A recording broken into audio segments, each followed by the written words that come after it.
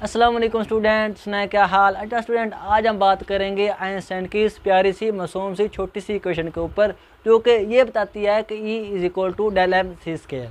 तो क्या इसका असल मीनिंग है, क्या इसका असल फिज़िक्स है और क्यों ये इक्वेशन फिज़िक्स में आई, क्या क्या इन्फॉर्मेशन इसमें हम ले सकते हैं। और जो बच्चे इसके हमारे पास इसको लेके गलत बातें खुद से ही बना लेते हैं, हम उनको भी डिस्कस करेंगे कि कौन कौन सी बातें बच्चे खुद से ही बना लेते हैं। तो आपको फील आ जाएगा कि E is equal to del M C square का असल और फिज़िकल मीनिंग क्या है। तो मेरा नाम ज़ाहिद इमरान और आपका है चैनल फिज़िक्स अकेडमी। तो चलें शुरू करते हैं हम इस छोटी सी इक्वेशन को जिसका नाम है E is equal to del M C square.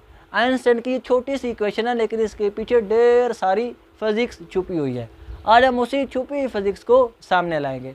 तो बच्चे अक्सर ये कहते हैं कि हमारे पास ये इक्वेशन हमें यही बता रही ना कि एनर्जी मैस में कन्वर्ट हो रही है और मैस एनर्जी में कन्वर्ट हो रहा है। तो बच्चे कहते हैं कि अगर हम 1 किलोग्राम का मैस लें और उस 1 किलोग्राम को मैस को अगर हम जला दें तो हमारे पास इतनी एनर्जी आनी चाहिए, कितनी, 3.0 इंटू 10⁸ जूल की एनर्जी आनी चाहिए, जो कि स्टूडेंट बहुत ज़्यादा एनर्जी है। हम तो मेगा इलेक्ट्रॉन वोल्ट में खेलते हैं स्टूडेंट, वो हमसे बर्दाश्त नहीं होती। ये तो जूल में एनर्जी है और बहुत ज़्यादा एनर्जी है। तो वो ये कहते हैं कि अगर हम 1 किलोग्राम का मैस लें, ज़ाहिर बात है अगर हम, ये एम है, ये 1 kg है और ये हमारे पास सी की वैल्यू है, तो अगर हम 1 kg का मैस लें उसको जलाएं तो इतनी एनर्जी तो हमारे पास आनी चाहिए। बिल्कुल वो सही सोचते हैं, लेकिन स्टूडेंट याद रखना कभी भी मैस एनर्जी में कन्वर्ट नहीं होता। हमेशा चेंज इन मैस कन्वर्ट होता है एनर्जी में। पहली जो बात है जो बच्चे समझते ही नहीं है, वो तो ये कहते हैं मैस एनर्जी में कन्वर्ट हो गया, एनर्जी मैस में कन्वर्ट हो गई। ना स्टूडेंट ना, हमेशा mass defect change in mass convert होता है एनर्जी में। अब मैस डिफेक्ट क्या है, तो इसको समझने के लिए हमें न्यूक्लियर फिजिक्स में जाना पड़ेगा। तो चलते हैं हम न्यूक्लियर फिजिक्स में और देखते हैं कि मैस डिफेक्ट क्या है। इसमें फील आ जाएगा, हौसला रखें, इंशाल्लाह आपको मज़ा आ जाएगा कि is equal to del M C square का क्या मतलब है। तो स्टूडेंट मैस डिफेक्ट ये है, वो ये कहते हैं कि हमारे पास जो न्यूक्लियस है वो किससे मिलकर बना है, प्रोटॉन से और न्यूट्रॉन से। अब वो कहते ये है कि हमने एक बॉक्स में प्रोटॉन और न्यूट्रॉन को इकट्ठे करके रखा और एक बॉक्स में हमने न्यूक्लियस को रखा, और जब हमने दोनों का मैस मेजर किया तो हमने ऑब्जर्व किया कि जो प्रोटॉन और न्यूट्रॉन अलग-अलग थे, उनका जो मैस है वो ज़्यादा था बनिस्बत न्यूक्लियस के। प्रोटॉन और न्यूट्रॉन जब वो अलग-अलग थे तो उनका मैस ज़्यादा था, वहीं प्रोटॉन और न्यूट्रॉन जब इकट्ठे हुए तो उनका मैस कम था। तो ये जो मैस में चेंज है, ये जो मैस दोनों में फ़र्क है, इसी चेंज का नाम हमारे पास होता है मैस डिफेक्ट। इसी चेंज को हम मैस डिफेक्ट कहते हैं। अब ये जो हो गया हमारे पास मैस डिफेक्ट। अब मैंने पहले कहा कि कभी भी मैस एनर्जी में कन्वर्ट नहीं होता, हमेशा मैस डिफेक्ट कन्वर्ट होता है एनर्जी में। अब समझते हैं इस बात को। तो स्टूडेंट मैस डिफेक्ट हमने क्या कहा कि दोनों हमारे पास प्रोटॉन और न्यूट्रॉन का अलग-अलग मैस और न्यूक्लियस का जो मैस है उन दोनों में फ़र्क है। ये जो फ़र्क है ये मैस डिफेक्ट के इक्वल है। ये तो बात आ गई समझ मैस डिफेक्ट की। अब अगली बात स्टूडेंट, जब हमारे पास प्रोटॉन और न्यूट्रॉन मिलके न्यूक्लियस बनाते हैं तो हमारे पास large amount of energy release होती है। ये तो हमारे पास ऑब्जर्व हमने किया कि जब प्रोटॉन और न्यूट्रॉन मिलते हैं, मिलके न्यूक्लियस बनाते हैं तो large amount of energy release होती है। और ये जो एनर्जी रिलीज होती है ये किसकी वजह से हुई, ये स्टूडेंट इसी मैस डिफेक्ट की वजह से हुई, क्योंकि इधर मैस ज़्यादा, इधर हमारे पास है मैस कम। तो स्टूडेंट जब ज़्यादा मैस से कन्वर्ट हुआ कम मैस में तो वो वाला जो मैस का फ़र्क था, जो मैस का चेंज था, वही चेंज कन्वर्ट हो गया एनर्जी में। और उसी वक्त जब हमारे पास प्रोटॉन न्यूट्रॉन मिले, उन्होंने न्यूक्लियस बनाया, मैस डिक्रीज हुआ, ये वाला जो डिक्रीज इन मैस है ये कन्वर्ट हो गया किस में, एनर्जी में। तो स्टूडेंट यहाँ से हमें पता चला कि कभी भी मैस एनर्जी में कन्वर्ट नहीं होता, हमेशा चेंज इन मैस या डिफेक्ट, जो मैस का डिफेक्ट होता है वो एनर्जी में कन्वर्ट होता है। वो स्टूडेंट ये बहुत इस्तेमाल होता है, बहुत इस्तेमाल होता है माइक्रो, हमारे पास एटॉमिक मास यूनिट में ये होता है बहुत हमारे पास। ये तो किलोग्राम तो ढेर सारा मास है ना, किलोग्राम का भी तकरीबन इतने छोटे छोटे उसके हिस्से करें तो हमारे पास एक एटॉमिक मास यूनिट आता है। तो ये सारी बातें एटॉमिक मास यूनिट की होती हैं। ये तो मैं अगर आपको समझाने के लिए किलोग्राम की बात करूँ वो अलहदा बात है। ये सारी जो हमारे पास कैलकुलेशन है ये एटॉमिक मास यूनिट और इलेक्ट्रॉन वोल्ट में होती है, जो कि छोटे यूनिट है एनर्जी के और मास के। अब यहाँ से क्या पता चला कि जो ज़्यादा मास था वो कन्वर्ट हुआ कम मास में। तो ये जो मास का फ़र्क था ये किस में चेंज हो गया, एनर्जी में। यहाँ से तो एक बात पता चलेगी कि मास कन्वर्ट होता है एनर्जी में, चेंज इन मास। अब दूसरी बात यह है कि एनर्जी भी मास में कन्वर्ट होती है, दूसरा हमारे पास क्वेश्चन ये है। तो हाँ स्टूडेंट, एनर्जी भी मास में कन्वर्ट होती है। इसको समझने के लिए हमें बाइंडिंग एनर्जी का कंसेप्ट क्लियर करना पड़ेगा। तो स्टूडेंट, बाइंडिंग एनर्जी किसी भी न्यूक्लियस की एनर्जी की वो वाली मकदार होती है कि अगर वो वाली एनर्जी हम उस न्यूक्लियस को दें तो वो वाला न्यूक्लियस स्प्लिट हो जाए किसमें, प्रोटॉन और न्यूट्रॉन में। क्या स्टूडेंट दोबारा सुन लें, बाइंडिंग एनर्जी किसी भी न्यूक्लियस की वो वाली क्वांटिटी होती है कि अगर वो वाली एनर्जी इस न्यूक्लियस को दें तो वो वाली एनर्जी न्यूक्लियस लेके किस में कन्वर्ट हो जाए, प्रोटॉन और न्यूट्रॉन में अलहदा अलहदा स्प्लिट अप हो जाए। वो हमारे पास एनर्जी होती है बाइंडिंग एनर्जी। अब जैसे ही स्टूडेंट हमने न्यूक्लियस को एनर्जी दी, इधर मास ज़्यादा,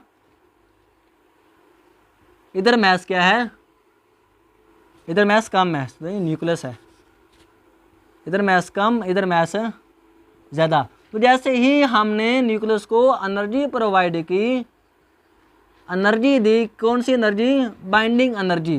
तो जैसे ही हमने न्यूक्लियस को बाइंडिंग एनर्जी दी तो वो किस में कन्वर्ट हो गया, प्रोटॉन और न्यूट्रॉन में। और जैसे ही वो प्रोटॉन और न्यूट्रॉन में कन्वर्ट हुआ तो उसका मास बढ़ गया।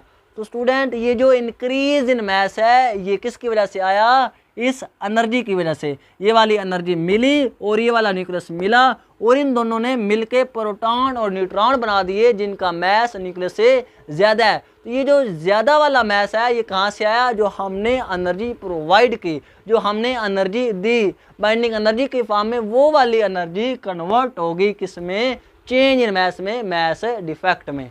तो यहाँ से ये भी पता चल गया कि हाँ सिर्फ चेंज इन मास एनर्जी में कन्वर्ट नहीं होता, एनर्जी भी कन्वर्ट होती है चेंज इन मास में। स्टूडेंट, ये हवाई बातें नहीं है, ये सारी ऑब्जर्वेबल हैं। जो हमारे पास न्यूक्लियर रिएक्शन हो रहे हैं ये सारे इसी की बेस के ऊपर हो रहे हैं। ये छोटी सी इक्वेशन ही सारे इतने बड़े कारनामे कर रही है। अब इसका जो एक और हमारे पास समझने का तरीका है, आइंस्टाइन ने हमें कहा था कि थ्योरी ऑफ रिलेटिविटी, वो ये कहता है कि हमारे पास जो मास है वो एब्सोल्यूट क्वांटिटी नहीं है। मतलब ये नहीं कि मास हमारे पास को चेंज नहीं होगा, वो हमारे पास वेरिएबल क्वांटिटी है। जब भी कोई ऑब्जेक्ट बहुत ज़्यादा वेलोसिटी के साथ मूव करता है तो उसके मास में वेरिएशन आ जाती है, जिसको आइंस्टाइन साहब ने इस छोटी सी इक्वेशन से हमें समझाया था। ये स्टूडेंट आप 12 में पढ़ेंगे, ये बड़ी मज़े की है, थ्योरी ऑफ रिलेटिविटी। वो कहता है कि जब ऑब्जेक्ट, ये हमारे पास उसका असल मास होता है जब वो रेस्ट में होता है, ये उसका असल मास, ये हमारे पास जब वो वेलोसिटी के साथ मूव कर रहा होता है उस वक्त मास आता है। अब वो कहता है कि कोई भी ऑब्जेक्ट जब वेलोसिटी के साथ मूव करेगा तो उसके मास में वेरिएशन आ जाती है, वो बढ़ जाता है। तो अगर हम वेलोसिटी को बराबर कर दें सी के, स्पीड ऑफ लाइट के, अगर ऑब्जेक्ट स्पीड ऑफ लाइट के साथ मूव करे तो क्या होगा, m0, और नीचे क्या आ जाएगा, इधर सी स्केयर आ जाएगा, v बराबर है सी स्केयर को, तो ये कट के 1 आ जाएंगे, 1 - 1 0, और जो हमारे पास समथिंग ओवर 0 क्या आ जाएगा, इनफाइनाइट। तो क्या मतलब, अगर कोई ऑब्जेक्ट स्पीड ऑफ लाइट के साथ मूव कर रहा है तो उसके पास, हमारे पास उसका मास इनफाइनाइट हो जाएगा। अब क्या मतलब इसका, स्टूडेंट, जब ऑब्जेक्ट मूव करता है तो उसके पास कौन सी एनर्जी होती है, उसके पास किनेटिक एनर्जी होती है। और स्टूडेंट, वो वाली किनेटिक एनर्जी ही कन्वर्ट होगी किस में, मास में, मास इनफाइनाइट बना दिया। तो यहाँ से भी पता चला कि हमारे पास जो एनर्जी है वो कन्वर्ट हो जाती है मास में, एनर्जी चेंज हो जाती है मास में। ये तो थी स्टूडेंट हमारे पास इंपॉर्टेंट बातें। अब एक लास्ट पे जो ब्यूटीफुल इस इक्वेशन की जो हमारे पास ब्यूटी है वो भी मैं आपको डिस्कस करता हूँ। हम तो सिर्फ यही पढ़ते हैं, is equal to del M C square. अगर स्टूडेंट हम ऐसे लिखें, अगर हमने ऐसे लिखना तो इसी इधर आ जाएगा, ये वाली। अब हम समझते हैं इस इक्वेशन को, ये क्या कह रही है। ये तो हमने कहा कि एनर्जी मैस में कन्वर्ट होगी, मैस एनर्जी में कन्वर्ट होगा, ठीक हो गया, हमें लगी समझ। अब जहाँ से आ रहा है mass defect, change in mass किसके इक्वल है, E/c के स्क्वायर के। अब ये क्या बता रहा है स्टूडेंट, याद रखना, अगर हमने किसी भी ऑब्जेक्ट के मैस में 1 किलोग्राम का इजाफा करना है तो हमारे उसके पास कितनी एनर्जी होनी चाहिए, 3.0 × 10⁸ जूल। इतनी मैक्सिमम एनर्जी होगी तो उस वक्त उस ऑब्जेक्ट का मैस सिर्फ 1 kg बढ़ेगा। स्टूडेंट ये बहुत ज़्यादा एनर्जी है, कोई छोटी एनर्जी नहीं है।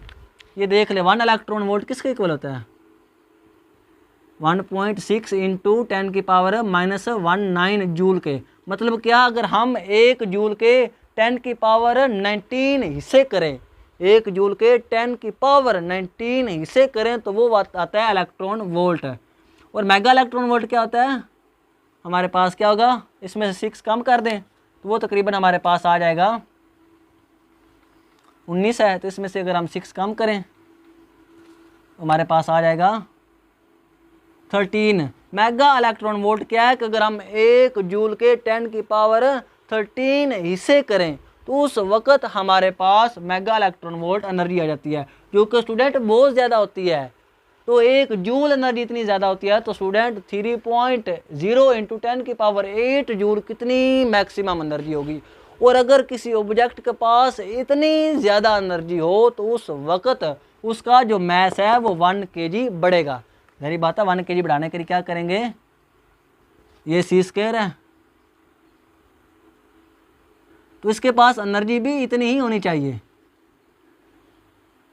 इस वक्त ये कटेंगे और आंसर हमारे पास आ जाएगा 1 kg का, जो कि क्योंकि एनर्जी जूल में है तो आंसर भी kg में आएगा। तो उस वक्त मैस डिफेक्ट जो मैस में चेंज आएगा वो 1 kg का आएगा जब ऑब्जेक्ट के पास इतनी ज़्यादा एनर्जी होगी। ये था इस इक्वेशन का मीनिंग और इसकी असल फिजिक्स। आई होप इसके रिलेटेड आपके सारे कंसेप्ट क्लियर हो गए हैं। आज के लिए इतना ही, इंशाल्लाह मिलेंगे अगली वीडियो में। ओके, अल्लाह हाफिज़।